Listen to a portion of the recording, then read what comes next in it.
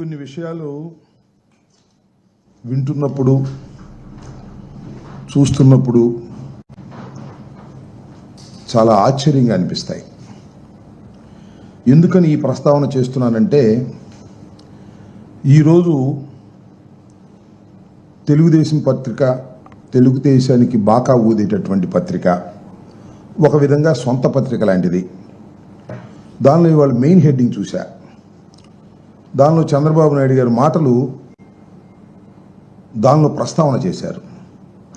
అదేమిటంటే, కక్ష సాధింపు నా లక్ష్యం కాదు.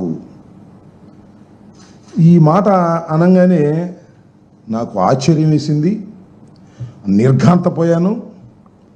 నేనే కాదు, రాష్ట్రంలో ప్రతి ఒక్కరూ కూడా నిర్ఘాంతపోయేటటువంటి అంశం ఇది.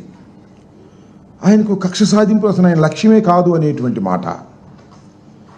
నాకు ఇక్కడ ఒక మాట గుర్తొచ్చింది. ఒక పాత సినిమాలో ఓ పాట, మళ్ళీ పవన్ కళ్యాణ్ గారి సినిమాలో కూడా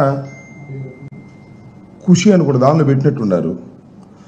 ఆడువారి మాటలకు అర్థాలే వేరులే, అర్థాలే వేరులే అని ఇప్పుడు అనిపిస్తుంది నాకు. బాబు గారి మాటలకు అర్థాలే వేరులే, అర్థాలే వేరులే. అవునంటే కాదనిలే, కాదంటే అవుననిలే. చక్కగా సూట్ అయిపోద్ది దీనికి. చంద్రబాబు నాయుడు గారికి కక్ష లేదు అంటే కక్ష ఉంది అని అర్థం. చంద్రబాబు నాయుడు గారు నేను నిప్పు లాంటి మనిషిని అన్నాడు అనుకోండి, ఆయన పెద్ద తుప్పు లాంటి మనిషి అని అర్థం. నేను అసలు తప్పే చెయ్యను అన్నాడంటే నిత్యం తప్పులు చేస్తాడని అర్థం. నా అంత విశ్వసనీయత కలిగిన రాజకీయవేత్త ఈ దేశంలో లేడు అంటే అంత విశ్వాసఘాతకుడు ఈ రాజకీయాల్లో, ఈ దేశంలో ఎవ్వడూ లేడు అని అర్థం.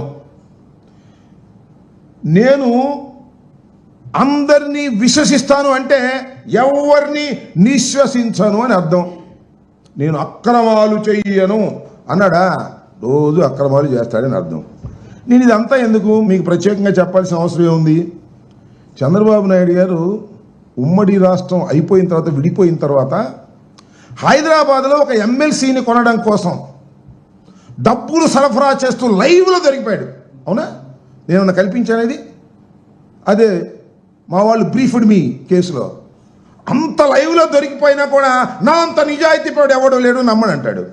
ఈ పత్రికలేమో అది చంద్రబాబు నాయుడు గారు అంత నిజాయితీ పరులు ఎవరు లేరండి, ఈ భారత రాజకీయాల్లో ఆయనంత స్వచ్ఛమైనటువంటి రాజకీయ నాయకుడు ఎవ్వరు లేరు అని చెప్తాడు. మనం నమ్మాలి. అంత పెద్దగా లైవ్లో దొరికిపోయినా కూడా మహానుభావుడు భలే మేనేజ్ చేసుకుంటాడులే. చక్కగా వ్యవస్థలన్నిటినీ మేనేజ్ చేసుకుని తప్పుకుని బయటికి రాగలిగినటువంటి, ఎన్ని ఘోరాల నుంచి అయినా తప్పుకుని రాగలిగినటువంటి గొప్ప వ్యక్తి చంద్రబాబు నాయుడు గారు.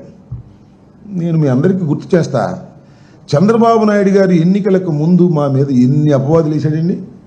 14 లక్షల కోట్ల రూపాయలు అప్పు చేసింది రాష్ట్ర ప్రభుత్వం, మామూలు జగన్మోహన్ రెడ్డి గారి ప్రభుత్వాన్ని. చివరికి ఎంతయ్యా అప్పు చేసింది అంటే కేవలం 6,44,531 కోట్లే తేలింది. 14 లక్షలు ఎక్కడవా, 6,46,000 కోట్లు ఎక్కడ? చూడండి, డబుల్ కన్నా ఎక్కువ చెప్పేశాడు. అబద్ధాలు చెప్పడంలో మొత్తం భారతదేశ రాజకీయాల్లో ఇంత గొప్ప వ్యక్తి మరొకరు లేరు అని చెప్పవలసినటువంటి అవసరం ఉంటుందని మనం చేస్తున్నాం. అంతేకాదు, ల్యాండ్ టైటిలింగ్ యాక్ట్ రాగానే రద్దు చేస్తామన్నాడు, రద్దు చేశాడు. కానీ దానిలో ఉన్న విషయాలన్నీ కూడా ఇవాళ మోస్తున్నటువంటి విషయం మీరు గుర్తు చేస్తూ ఉన్నాను. అంతేకాదు, ప్రభుత్వ భవనాలకు 4,000 కోట్లు ఖర్చు పెట్టింది ఈ ప్రభుత్వం అని మమ్మల్ని అన్నాడు. ఏం జరిగిందండి? 100 కోట్లు లెక్క చెప్పాడు మొన్న. అంతేకాదు, ఇంత అప్పులు చేసి ఈ రాష్ట్రాన్ని శ్రీలంకగా చేస్తున్నారు అన్నారు. వాళ్ళు చంద్రబాబు నాయుడు గారు వచ్చేప్పటికి ఎంత చేశాడు? ఎన్ని లక్షలు వేసాయండి? 1,09,000 కోట్ల రూపాయలు ఈ రోజుకి అప్పు చేసినటువంటి ఘనుడు నారా చంద్రబాబు నాయుడు గారు. అసలు విశ్వసనీయత గురించి మాట్లాడే హక్కు నారా చంద్రబాబు నాయుడు గారికి లేదు అని ఈ సందర్భంగా నేను చెబుతూ ఉన్నా. మీరు చూశారు, 4 సార్లు ముఖ్యమంత్రి అయ్యాడు. ఒకసారి కాదు, 4 సార్లు అయ్యాడు. అదృష్టం మహానుభావుడు, కొన్ని పరిస్థితుల వల్ల 4 సార్లు ముఖ్యమంత్రి అయ్యాడు. ఏ రోజునైనా ఈ 4 సార్లు కూడా ఇచ్చిన హామీని నెరవేర్చినటువంటి సందర్భం ఉందా? ఒక్కరోజు కూడా ఏదైతే మేనిఫెస్టోలో పెట్టాడో ఆ మేనిఫెస్టోలో పెట్టినటువంటి అంశాలను పూర్తిగా కానీ సగం కానీ పావు వంతు కానీ ఆచరించినటువంటి విశ్వాసఘాతకుడు నారా చంద్రబాబు నాయుడు గారు. ఇవాళ ఆయన ఇవన్నీ చెప్తా ఉన్నాడు. కక్ష సాధింపులు అసలు నా లక్ష్యమే కదండి.